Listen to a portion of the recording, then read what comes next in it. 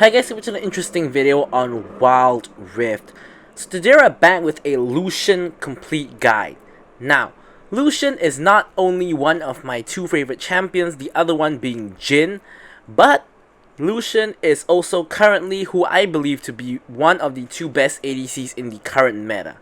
So, with the Horizon Cup just over, we have seen quite a bit of Lucian in the Horizon Cup. So there have been I wouldn't say quite a bit. There has been some minor tweaks to the Lucian build, and based on what I gave you guys in my first complete guide of Lucian, there is major changes from that. So this is gonna be like a soft reset on what the Lucian build is supposed to be. So of course, as usual, this is not my first complete guide of Lucian. This is the updated one for patch 2.6a. So obviously, I will be linking the original Lucian complete guide up in the description, not in the description, up in the cards above, so you guys can check out the skills of Lucian if you guys want to over there, so that we don't waste time on this one. So I'm gonna jump into the Lucian build. So over here we have the Lucian build, but this is not what the starter build looks like. This is what I use personally in the game, but what the starter build is supposed to look like is actually something like this. So you first start off with a BF sword, then you go for a Solari charge blade, and then you go for the Infinity Edge. Now, this is pretty much going to be your start 100% of the time, and I'm going to explain why. So, let's consider if you had gone for this. So if you complete your Infinity Edge first and then go into Solari charge blade, the Infinity Edge gives you 55 AD, 25% crit chance, and increased crit damage, of course. But if you get the BF sword, the BF sword gives you 40 AD. So now the difference there is, of course, 15 AD, 25% crit chance, as well as the increased crit damage. So the crit chance is really low. Anyways, the crit damage is not very important at the very start because you only have a 25% crit chance. Anyway, 15 AD does make a difference. However, the difference in the price makes a huge difference. One BF sword costs 1,500 bucks. So after you get a long sword at the start, you only need 1,000 gold to complete your BF sword. So the thing about this is that the Solari charge blade brings you so much more value. So firstly, it gives you, of course, crit, attack speed, and ability haste. Of course, all the stats you want, and of course, you get the Radiance, or rather the Sunburst passive, which gives you a false like 50% crit. Of course, as we all know what Solari charge blade already does, and of course the bonus magic damage on hit. So basically, the Solari charge blade gives you way more value for your gold. But however, you still want to build the BF sword first because you need the AD.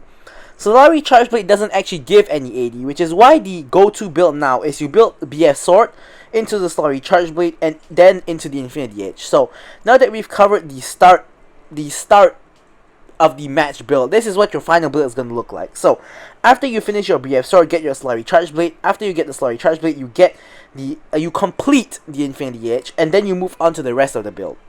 So first thing I want to cover, the boots.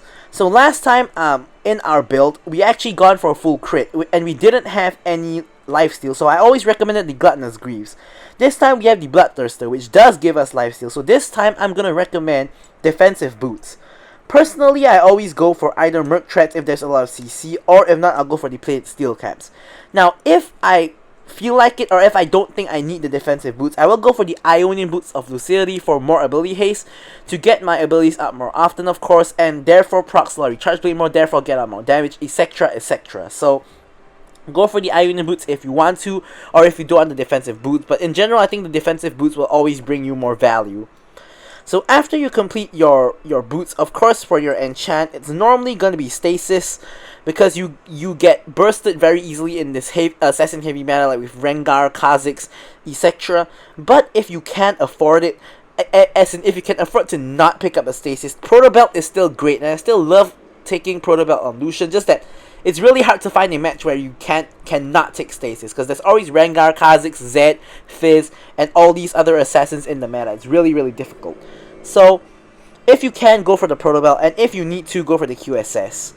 So after you move on to the Bloodthirster, which of course will give you more AD, more crit, and a huge amount of physical vamp, which will of course help you to sustain.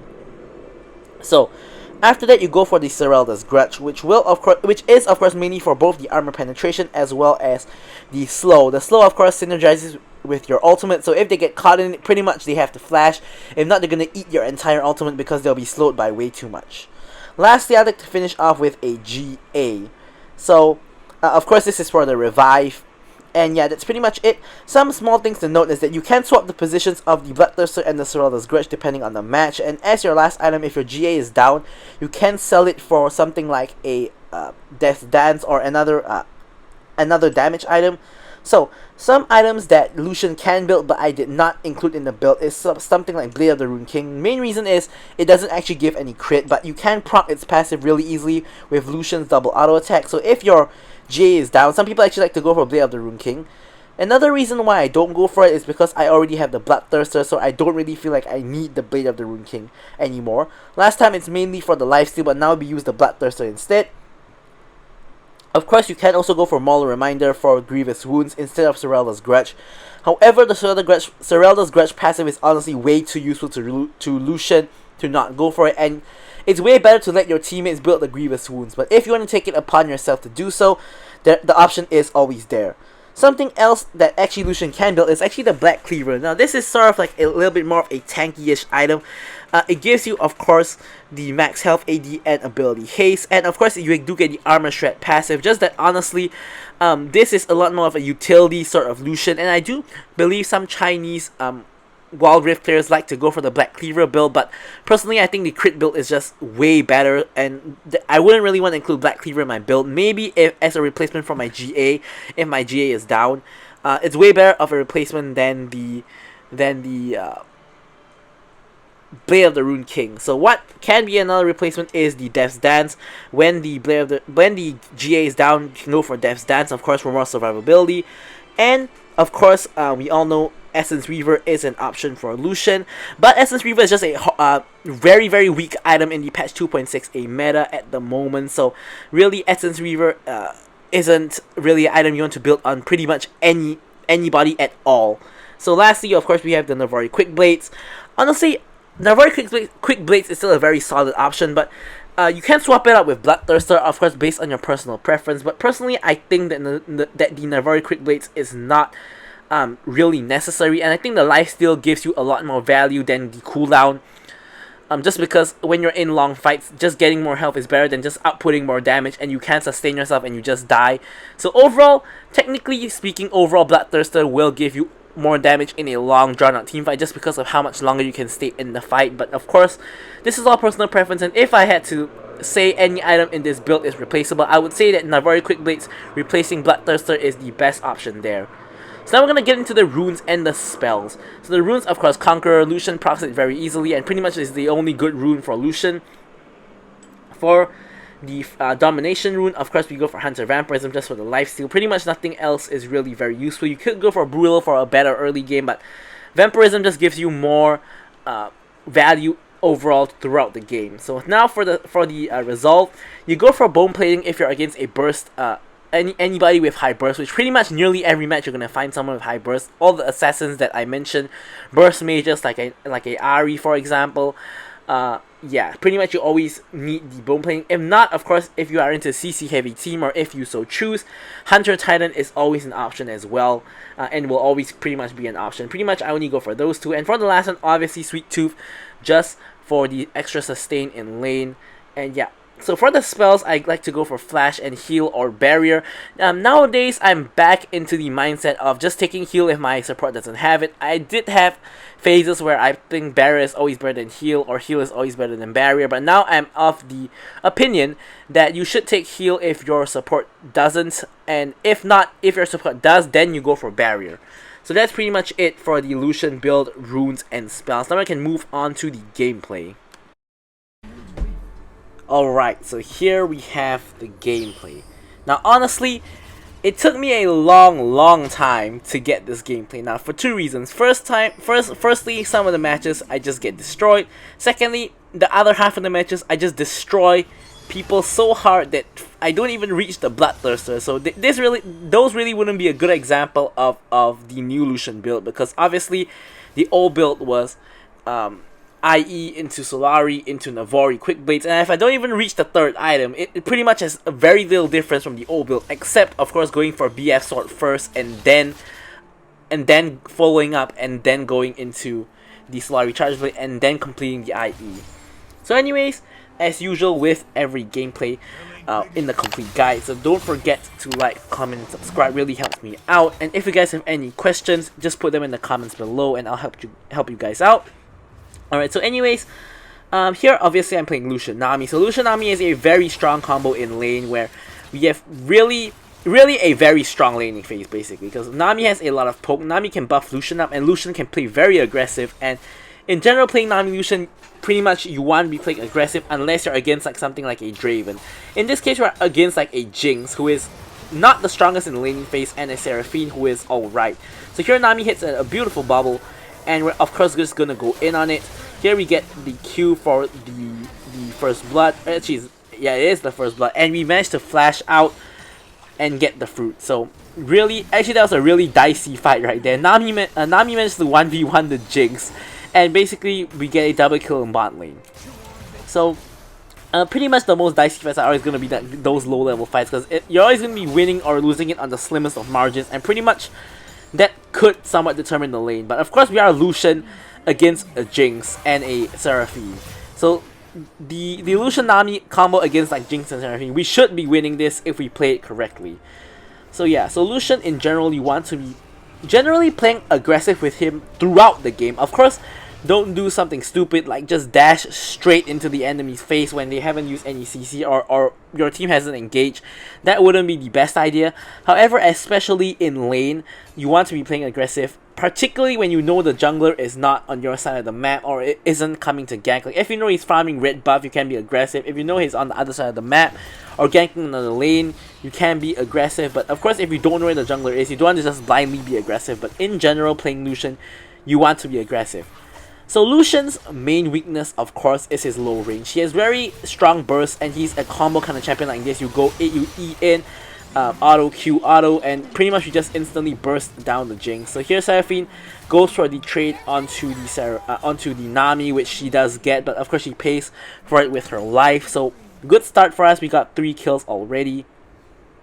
Alright, so Lucian obviously low range is a problem. If we played Lucian a little bit less aggressively, the Jinx actually would have a pretty good time just poking us with her rockets, because her rockets outrange Lucian by quite a bit, because Lucian's range is very short, which is why some matches for Lucian are pretty bad. Like Lucian into Caitlyn is pretty bad, because Caitlyn can just keep on auto attacking you from a long ways away, so that's a pretty huge problem. Anyways, I'm just gonna briefly cover this. That Lucian's combo that you normally go for is you basically want to weave a spell in between weave an auto in between every spell, because you want to proc your passive, which is the double attack. Normally you engage with your E, you E in to get into range like this, auto attack, Q auto attack, W auto attack, and then you ult if you have not yet finished off the enemy. So that, as I was talking about it, it was a perfect time where I actually showed the entire combo. So that's pretty much the entire combo. You E in auto attack, Q auto attack, W auto attack, and ult if the enemy isn't dead yet, if you're of course doing a all in. So the reason you want to start off with your E, firstly is you want to get into range, and secondly, whenever you proc your passive, it reduces the cooldown on your E. So starting off with your E allows you to proc your passive 3 to 4 times, which pretty much allows you to completely reset your E. Now, a variation of this combo is, instead of Q first, you can W first. So you can E auto, then W auto, and then Q auto. Now this is mainly if you're chasing somebody down. It's very useful because the movement speed you get from your W will be very helpful in chasing them down, because sometimes they're running away, and if you Q them auto and then they get out of range, then you can't actually W auto them anymore. So that's a variation of the combo. But the highest burst combo is going for Q before W, because Q does more damage and W is a little bit more for utility. Here my team picks a pretty bad fight at the dragon, considering Vi is nowhere in the vicinity and Akali just kind of blindly goes in. Here I'm just hovering the area to see if I can actually do anything without putting myself in danger. Here I thought I dashed and to dodge the Seraphine ult, but apparently I got hit by it, as I see from the replay. But I tried to do something with my ultimate, but nothing too much comes of it, and I tried to trade a kill onto the Jinx, but she lives on what I literally think is 1 HP. But of course I can't go in, because if I go in there, I will be trading 1 for 1 with the Jinx. And at this point I'm 5-0 and 2. It really isn't worth it to trade my life for hers, because she at this point is like what, 1 and 3. So pretty not worth it for me. Anyways, as you guys can see, the BF sword into the Solari Charge Blade combo is doing pretty well. So here I've gone for, I picked up my tier 1 boots. I believe in this game, since I'm very fat, I believe I actually go for the cooldown boots, the Ionian boots of Lucian, just because I want to burst people down in my combo more often, because the enemy team pretty squishy. Ahri, Seraphine, Jinx pretty squishy, Xin Zhao alright, and Malphite, he's building tank, so he isn't squishy, but that's we don't have to care too much about him, because we want to be bursting the rest anyway. We shouldn't be focusing the Malphite regardless. Alright, so here, as you guys can see, another strength of Lucian is his wave clear. You Q through the wave and pretty much the wave is almost entirely gone. Here we're going on to the Jinx, because she is a little bit too far up. Considering how badly behind she is and how fat she is, she has no right to go that far up. So yeah, another thing you want to do is you need to make sure you punish enemies' mistakes, especially on Lucian. Lucian can punish overextensions by the enemy really easily, even if they're only slightly overextended, like that Jinx right there. So we E in to, of course, get the combo off, and just W, because they're likely to run away, and then you just chase. So here Seraphine is left on her lonesome. Another thing you can do, of course, is launch your Q you know, to the side, so that you don't take tower aggro, just to proc your double, your passive, your light slinger onto the tower to get more damage off onto the tower. So unfortunately, Xin Zhao actually picks up first tower. We were really close to picking up first tower in both mid and top, but we just didn't get it. Xin Zhao actually manages to get the mid tower for the first tower goal. Pretty unfortunate, but nothing too much we can do about it. Here we are of course building towards the Infinity Edge. We picked up the cloak as well, so we're really close to actually picking up the Infinity Edge. Of course, 900 gold away or thereabouts. We're just gonna farm the wave, and here the Jinx is backing, so I'm just gonna go on her. She puts down the trap, so I cannot move any further, at least not in a linear fashion. Akali sort of just randomly roams up here, even though there's they're not like in a very good position to gank anyways, but Akali is still hanging around the area, and we can actually dive them under the tower here. So we have the minion wave is pushing in. Ahri actually turns up, so may not be the best idea. The Akali gets rooted, and very nice bubble by the Nami baits me into going straight into the tower range, where I get CC'd and I die. Akali here flashes into trade onto the Seraphine. Horrible show of mechanics by the Akali there. Ease the minion and then recast E and dashes back into the tower. I don't even think she needed to flash there. I think she just needed to EQ, and that was the kill, and just flash away from the enemy team and try to survive would be the play there. But she instead kind of messes it up by flashing in for the Q and then Eing back under the tower. Yeah, we know that Akali isn't too skilled. But anyways, we picked up our core 2 items, which is the IE and the Solari Charge Blade. Here we hit a pretty major power spike when you hit your first 2 crit items, and we have also picked up the Ionian boots, of course. So here we're just gonna clear the wave. Here of course the Rift Herald is up, so both teams going for the Rift Herald.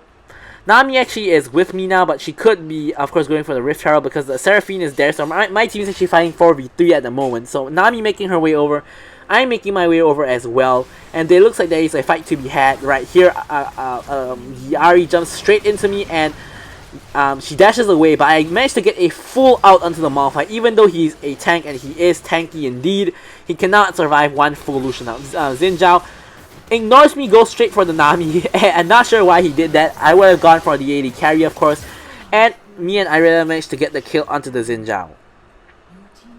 So I remember this match. You will see a trend that Xin Zhao thinks Nami is the priority target and always goes for the Nami, which of course is beneficial for me because Nami pretty much becomes a tank for me.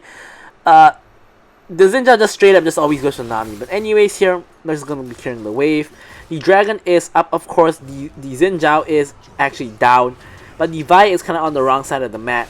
Of course, placing the Rift Herald and getting the tower, which is of course honestly a pretty good play to put the Rift Herald on the opposite side of Dragon and then go for Dragon, because the enemy team has to send at least one member to deal with the Rift Herald issue.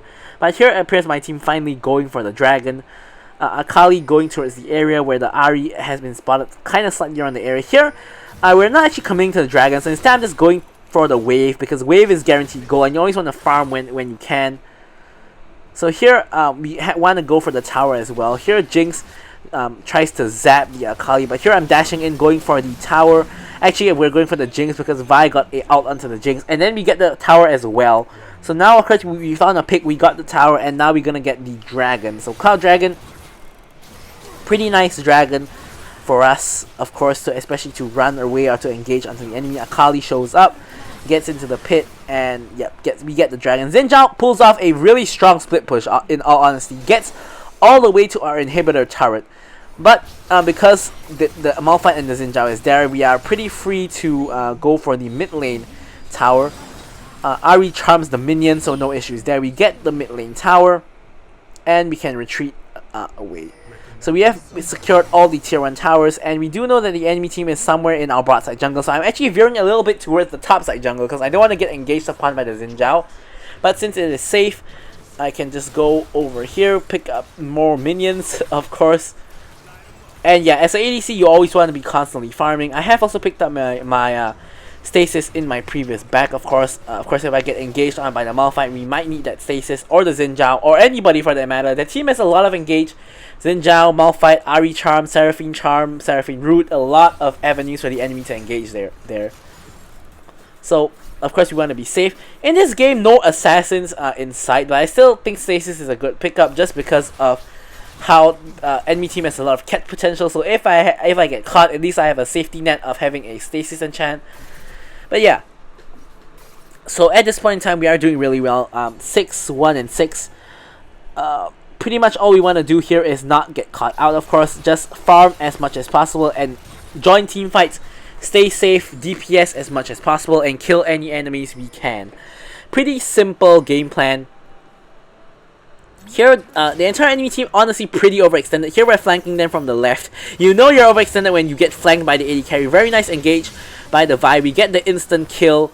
And here, Stasis paying dividends as Xin Zhao tries to engage on me. And because of that, the enemy team has to retreat because my teammates came to back me up. Vi picks up a triple kill, and only the Ahri is left alive. So Stasis really saves my life right there. And yeah, so we already have the Vamp Scepter, so you guys can see already the Vamp is coming into play. When we get the entire item, which is of course the Bloodthirster, is gonna be way more healing from us. So here we managed to push the second tier mid tower as well. And here I'm just gonna pick up my Bloodthirster, of course. There we go, Bloodthirster completed, and gonna build towards the Sorela's Grudge. So Sorela's Grudge, very very good item for Lucian, as we have discussed. But honestly, I think hitting 100% crit, getting the full crit combo and the Bloodthirster normally most of the time is more important. Of course, if you need like the kiting potential of the Bloodthirster, not the Bloodthirster, of the Sorela's Grudge, of course you can go for it earlier. So yeah. So now Baron is the only real objective that's up at the moment. Malphite kind of going in by himself. Entire enemy team is here. I'm gonna dash in and try to do something to the Xin Zhao. Xin Zhao ignoring me and going for the Nami yet again. So here I get the kill onto the Xin Zhao, and my entire team dies. So instead of just me alone, gonna have to slinker off back to the base. I do get double buffs from the Xin Zhao, so that's really really helpful. But yeah, we're 7, 1, and 10, doing really well. The rest of my team are doing like alright. They're not feeding at least, aside from the Akali, of course, but the rest of my team are doing like alright, so it's not too bad. Here there's a huge wave in bot, of course. Xin Zhao constantly pushing out that bot wave. So we're gonna pick up all the free gold from the minions. Lots of gold to be had there. Alright, so red buff is actually up, but we already got the red buff from the Xin Zhao, so we don't want to, you know, steal the red buff away from the Vi. The Vi can take the red buff. Here I take the minions in the mid as well. And the dragon is, of course, going to be spawning in the next 10 seconds. So we want to be contesting the dragon. Vi, of course, is on the opposite side of the map. I'm pinging her to come over. And hopefully she heeds my advice. Malphite can be seen in the mid. Akali apparently going towards the Malphite and the Seraphine. But nothing too much happening as of now. We're just hovering around the area, waiting for the Dragonfly to pick up. Vi straight up backs, and I'm spam pinging her to just come over. And this is sometimes what you deal with in solo queue, or basically when the jungler is not queued with you. Pretty much, the jungler is just somewhere else. Here I clear out the vision. I'm just waiting here for something to happen. Here, my flight engages on my team. I'm at the side just doing free damage onto basically anybody. Ahri tries to get away, but she dies. Seraphine dies. Xin Zhao comes in 1v3. Xin Zhao gets his GA procced and gets bubbled and dies. So pretty clean team fight there. Ahri technically actually doesn't die. She actually manages to escape with a little bit of HP, but here we get a free Infernal Dragon, which is of course pretty good. Of course, we got the 2 important dragons. They got the not important one, which is the Mountain Dragon. If you guys don't know what I'm talking about, like important, not important dragons, you guys can check it out in the dragon discussion video that I did on which dragons are important, etc. So now I'm actually pinging for Baron because the enemy team is all the 3 members of the enemy team are all still dead. Xin Zhao's still 10 seconds away from spawning, and here we can just quickly burst on the Baron as a 5, which is thankfully what my team is actually doing, aside from the Akali, who obviously doesn't know what's going on. But anyways, we managed to burst on the Baron and get off a reset. Yeah, so here we can pick up the Sorela's Grudge. And yeah, so we're really strong at this point. The only thing we need now is the Guardian Angel, just for the extra layer of safety in case we can instantly delete it. But yeah, so here of course what am I gonna do? Of course I'm gonna be picking up the minions in the top lane. There we go. And see if I can pick up a blue buff. Not sure if Vi is gonna give it over. Yep, I got the blue buff. So yeah. So here the entire enemy team is trying to push down mid while we have tempo because we all reset from the dragon. But they're not gonna get too far because we have the Baron buff, of course. Akali split pushing, and I'm just pinging the Akali that the entire enemy team is coming up for her because we saw, of course, them on the Skull Vision walking up. But she actually backs with the Baron and part recall, and nothing too much comes of it, thankfully. So here, of course, we are just trying to push with the Baron buff and end the game. The Vi goes for a 1v1 onto the Jinx, and with a little bit of help from Nami actually gets the kill onto the Jinx. Here we have a wave in top, and we don't have a wave in mid. Akali is split pushing in the bot lane. So here, we're just gonna work with what we have. We're just gonna push out the top lane since we have the wave. Mid lane wave has just met in the middle, but here with the Baron minions, we should be able to pick up this tower. Actually, maybe not, because the entire enemy team has turned up to defend the tower, so a little bit difficult to pick up the tower in this scenario. I really are going towards mid to, of course, push mid. So we're honestly, for a solo queue team, we're doing pretty well, actually, just spreading our members out and spreading out the Baron buff throughout all the lanes. We got a nice 1-3-1 for a period of time there. Of course, now we are changing to a 4-1 kind of push where we have 4 people mid and 1 Akali pushing down bot. So here we don't really have to do too much to the tower. We can just try to let the Baron minions chip away at the tower, which is exactly what's happening here. Akali still split pushing bot. Of course, no real team fight is breaking out just yet. We gotta be careful, of course, because Malphite does have his ultimate, so we don't want to get just destroyed by the Malphite ult. Right here, looks like a fight is about to break out, but hasn't really done so yet. So here, just kind of started waiting for something to happen, and I'm gonna help to push down bot a little bit as well. We have run out of the Baron buff, of course. Xin Zhao wandering up and seeing if he can do anything, but here really both teams just hovering around, no one really engaging, nothing really happening here. Nami gets a huge bubble onto the enemy team, but my team wasn't in the vicinity to follow up. Another nice Nami bubble onto the Jinx. Vi follows up with her ult, and we get the pick onto the enemy ADC. Now this is crucial. Xin Zhao comes in, Malphite goes in, but I don't get hit by the Malphite ult. Here I'm in the back line just destroying them with my ult. Getting the Malphite's GA with my ult, of course with the Sorellas. Malphite cannot escape. Nice Nami ult. And here we don't want to be too aggressive, dashing back out of the tower because we're tanking. Here we're just going to pick up the tower. And Vi pushing down mid so that we can try to get the mid tower as well. And Seraphine trying her best to defend the tower. Unfortunately, we procced the Q on the Seraphine, so we got the tower aggro, so we had to reset the tower aggro. So here, we decide to give up the tower because the enemy team is defending it pretty well. They do have decent wave clear with Ahri and Seraphine, so instead, what we're going to do is we're going to go for the Elder Dragon, which of course is the most logical move at this point in time. Xin Zhao is still still 6 feet under at this point in time, so he can be smiting the dragon away. So here we want to of course get the Elder Dragon. We want to pull the dragon out a bit, but instead we end up botching it and just resetting the dragon. Kali goes over the wall, engages onto the enemy team. Here we botched the dragon, so we decide to why not just go for the fight instead. Here, boom, we burst down the Malphite, dodge the Seraphine out, burst down the Seraphine as well. Here the Jinx traps are there. I tried to flash over the Jinx trap, but instead I flash onto the Jinx trap and I die for it. So honestly, I saw like a quadra kill like right in front of me there. I wanted to flash over the Jinx trap, go onto the Ahri and the Jinx, and there was a quadra kill right there. Unfortunately, I flashed onto the Jinx trap, kind of messed up my mechanics there a little bit, and therefore we died because of that. I pick up my GA, but at this point it doesn't really matter. My team is cleaning up, the enemy team just cleaning up shop. Honestly, I think that we could have just ended here. Like, I was just saying, because of course I was duo with the Nami. I was just saying that we could have just ended the game here, but instead the team chooses to go for the Elder Dragon, which honestly is a game-throwing play. Because if you obviously have the game won, just end the game. Like, why go for the Elder Dragon when you can just end the game?